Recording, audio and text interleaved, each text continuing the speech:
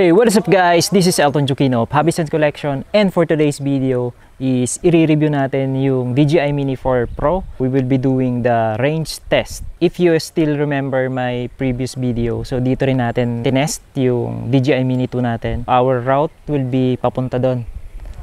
The previous video na ginawa natin is around 3.5 yung inabot ng DJI Mini 2 natin. So hopefully mas malayo yung mapupuntahan nito. Take note guys na we are using the standard battery sa DJI Mini 2, and then here sa Mini 4 is we will be using the Kit Plus. By the way guys, yung pagpapalipad natin, this is only once na gagawin natin for this range test. As much as possible, we will be doing this na kumbaga may line of sight tayo. So here, napaka-safe kasi dito sa lugar namin kasi walang dumadaan dito na eroplano or anything like helicopter or whatever na pwedeng makapag-interfere tayo or maka-aksidente tayo. Same thing, yung gagawin natin is isi-set muna natin yung drone natin bago natin to paliparin. Just take note na dito sa screen na to, so this recording sa fly spot. So kung makikita natin dito is we do have the airport.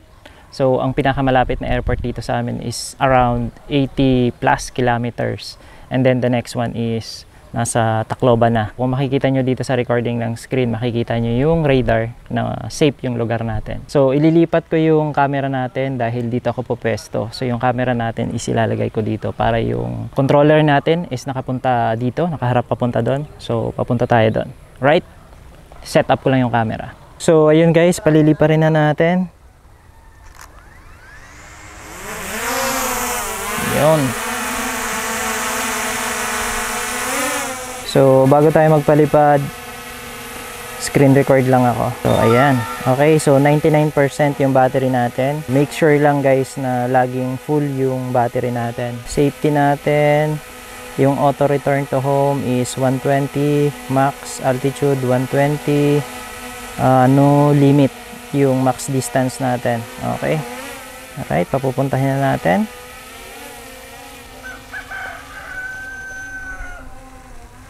Same pa rin yung route natin, papunta pa rin dun sa kung saan tayo nagpalipad. Tapos yung max altitude natin is gagawin nating 120. So take note guys, bago natin pabalikin yung drone natin, isasagad natin yung battery. Kumbaga as long as meron siyang wala pang indicator na na nakalagay na kailangan niyang bumalik or malulobat na. So sasagad natin.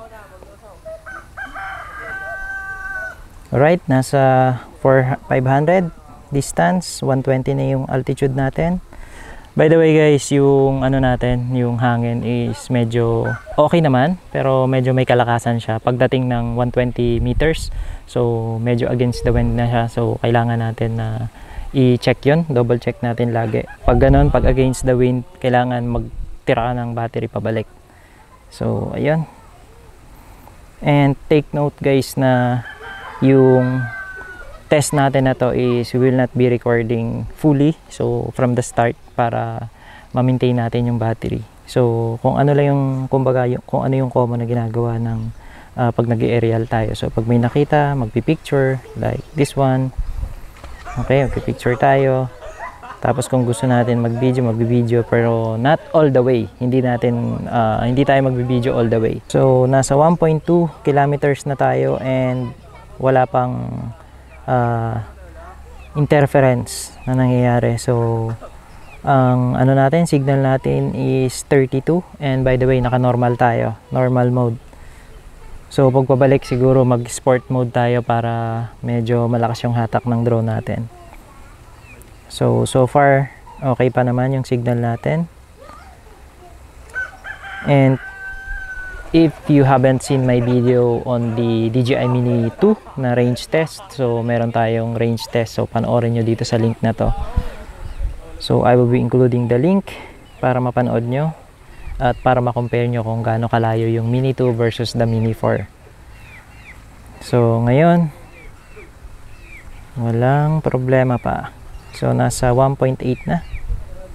So wala pa tayong interference na nangyari, and just to give you an idea, so walang bundok or something na nakaharang dito sa atin. So this is open field, rice field, kaya safe na safe yung drone natin. So ayan, ang ganda ng lugar. Make sure lang natin guys lagi na pag mag-range test tayo, or as much as possible sana wag natin gagayahin yung ganito. Kasi ako, once ko lang ginagawa to pag nagre-range test tayo. So yung pangmalayuan, para lang malaman natin or para magkaroon kayo ng mga idea if ever you are planning to buy the Mini 4 Pro. So meron kayong idea kung gaano siya kalayo, kung gaano inaabot. And of course, here sa test natin ngayon is hindi natin, kumbaga, hindi siya durability test ng battery. So kasama na rin siya but not the in-depth review. So gagawa tayo ng another separate video sa battery natin. And we will be doing the naka-hover, tapos naka-fully record, and then the combination. Lahat 3 batteries ko, gagawin ko is ititest natin lahat yon. Ilang minuto inaabot. So sa ngayon, yung test natin is common na ginagawa ng kung ano yung ginagawa ng mga photographer, videographer. So magpapalipad, tapos kukuha ng video. So like dito, kukuha tayo ng video na. Okay, naka-pro ako. Auto lang natin. And recording. Okay, nasa 3 kilometers na tayo. And nandito na tayo sa may bandang dagat. So yung Mini 2 natin, inaabot ng 3.5 dito, tapos kailangan niya nang bumalik. So around 3.3, nasa 84%. So malayo pa yung aabutin ng drone natin. So let's see kung hanggang aabot bago magkaroon ng notification na you need to return your drone bago malobat na. So ayun. So siguro if ever na hindi siya mag-indicate before 50%, 60%, kailangan ko nang ibalik to kasi yung hangin is medyo against the wind tayo. So para may extra na tayong battery pabalik. So 82%, nasa 3.8. So kung makikita nyo guys, around 3.5, 3 kilometers sa DJI Mini 2 ko, nagkaroon siya ng interference. Pero dito sa Mini 4, walang-wala, panis na panis. So sa ngayon, hanggang ngayon, malinaw pa rin. Ayan lagpas na tayo, 4 kilometers na. And we are already here sa Bulusan. Nandito na tayo sa, I forgot the place, pero Purog yata to. Ayan na. Buhang. Sorry, Buhang guys. Nasa Buhang na tayo, pababa ng Purog. So, 4.2 na. Again, walang problema yung display natin, yung transmission ng video. Hanggang ngayon, wala pa ring lag or something na lumabas. So, straight lang tayo. So, sa mapa, kung makikita natin dito sa maps. Ayan. And here. Nasa San Vicente na tayo.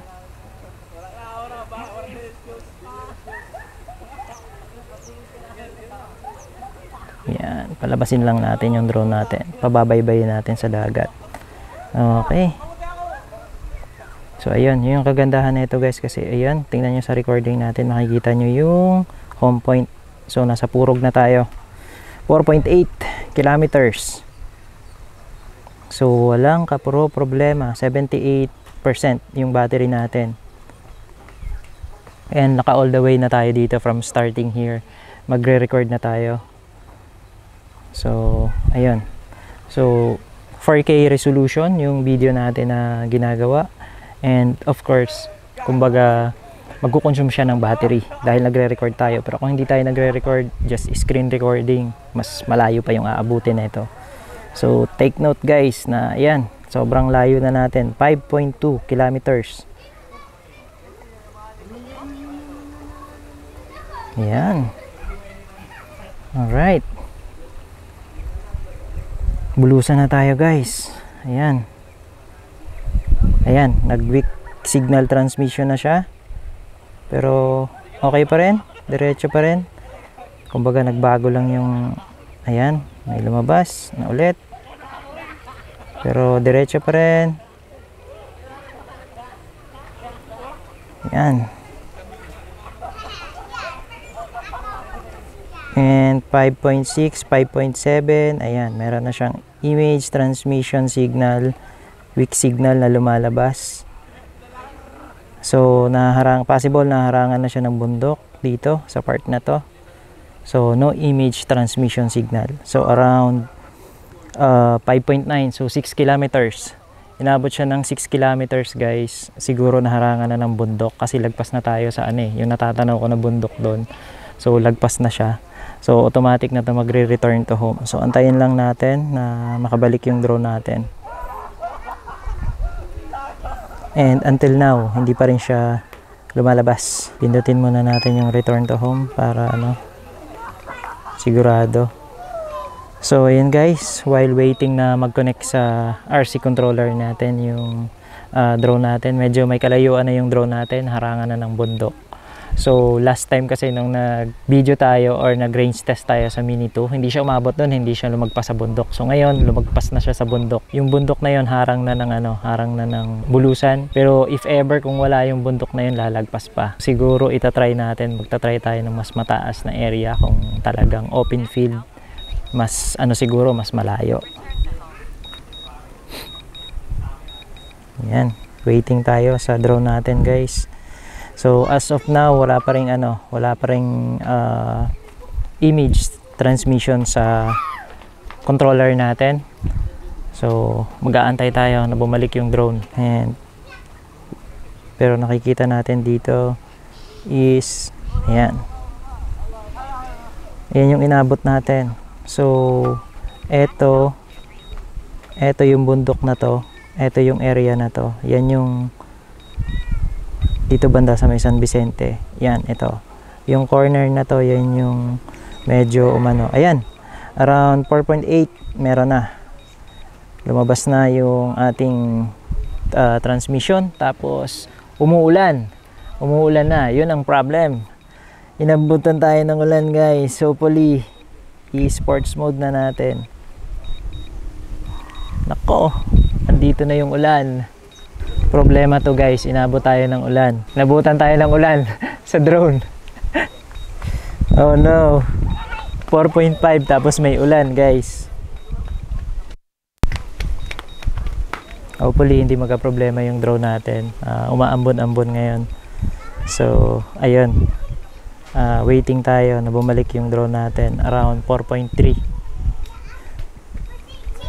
So, ayun guys, yun lang problema dito sa sa probinsya kasi kung makikita nyo kanina ang ganda ng panahon tapos ngayon biglang umulan, tapos ang layo pa ng drone ko 4.2, mababasa na yung drone natin.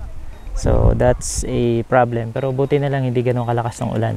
Sana hindi siya lumakas ng ganun at sana hindi natin pinalayo ng sobrang layo yung drone natin. So ayun guys, papakita ko na lang yung screen recording tapos lilipat tayo kasi yung camera natin mababasa. Dito hindi na ako nakapag-record ng video, so hindi ko na na-document kung ano nangyari, kung paano ko na pabalik yung drone. Pero talagang sobrang kinakabahan na ako, kaya pagpasensyahan nyo na guys, hindi ko na-document. Ang plano ko dapat dito is imagine around 4 kilometers away yung drone mo tapos biglang umulan doon sa area na pinagpaliparan mo.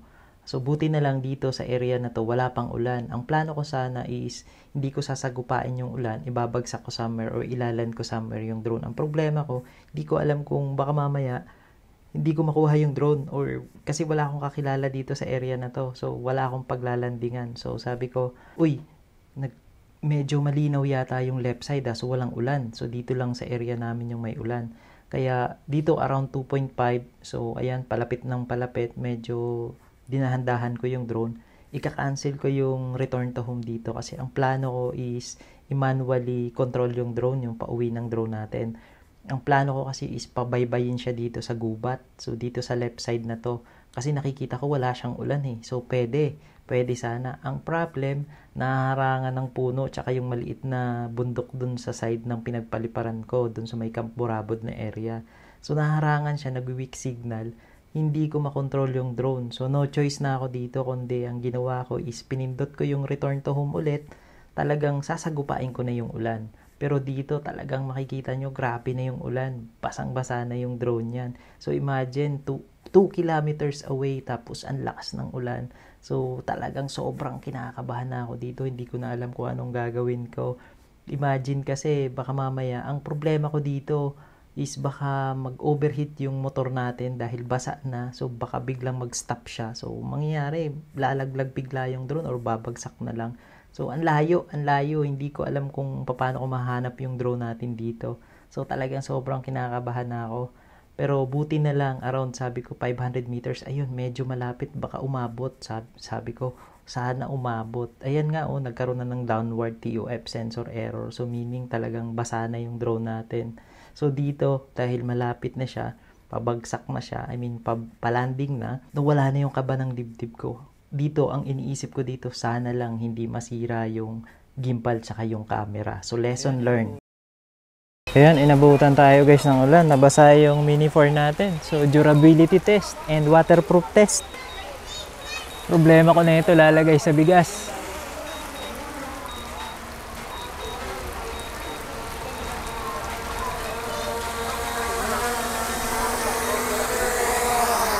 Ayaw na pumasok. Durability test.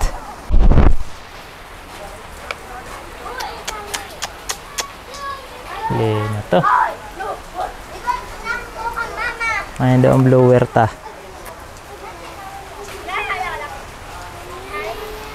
Okay, madalas. Ito guys, Ayan. Nabasa ang ating Mini 4. Lalagay sa bigas. Ayan. Durability test. So, ilalagay ko na lang guys yung video or screen recording. Tapos, hindi na ako nag-video nung pauwi na, pero inabutan siya ng mga around 1.5 kilometers. So, basa na siya. Nakauwi pa rin. So, ayun.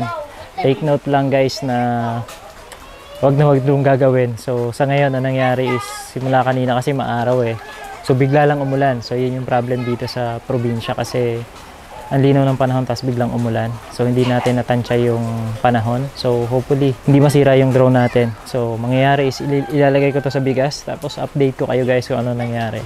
So ayan guys, again, this is Elton Jokino and Habisen Collection. See you in the next video. Thank you for watching. Peace.